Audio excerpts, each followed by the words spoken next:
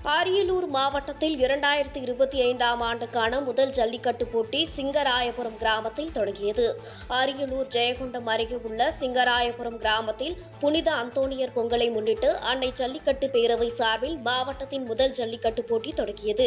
இந்நிகழ்ச்சியை உடையார்பாளையம் கோட்டாட்சியர் ஸ்ரீஜா, ஜெயங்கொண்டம் சட்டமன்ற உறுப்பினர் கண்ணன் ஆகியோர் துவக்கி வைத்தனர்.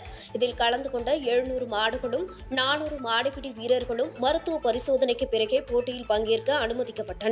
இதில் பிடிபடாத காளைகளுக்கும் மாடுகளை பிடித்த வீரர்களுக்கும் அன்னை ஜல்லிக்கட்டு கமிட்டி சார்பில் கட்டில், பீரோ, சைக்கிள், சேர், டேபிள், குவளை குடம், தங்க நாணயம், டிவி, பணமுடிச்சுகள் உள்ளிட்டவை பரிசுகளாக வழங்கப்பட்டன. இந்த ஜல்லிக்கட்டு போட்டியில் புதுக்கோட்டை, சேலம், தருமபுரி, ஆத்தூர், பெரம்பலூர், அரியலூர், கடலூர் உள்ளிட்ட பல்வேறு மாவட்டங்களிலிருந்து வந்திருந்த காளைகள் பங்கு பெற்றன. ஜெயங்கொண்டம் காவல் துணை கண்காணிப்பாளர் சீராளன் தலைமையில் சுமார் 200க்கும் மேற்பட்ட காவல்துறையினர் பாதுகாப்பு பணியில் ஈடுபட்டிருந்தனர்.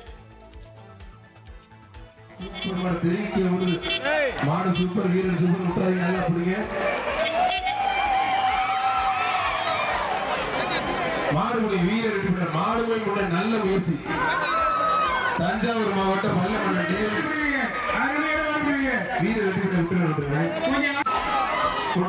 அருமையான காலை, அருமையான வீரர், மாடு வெற்றி பெற்று இருப்பான். ஒரு ஆள் மட்டும் பிடிக்கிற, 2 பேர் பிடிக்கூடாது தம்பி. குற்றாவது ஒரு எக்ஸ்ட்ரா பிடிக்கிற தம்பி. மாடு பிடி.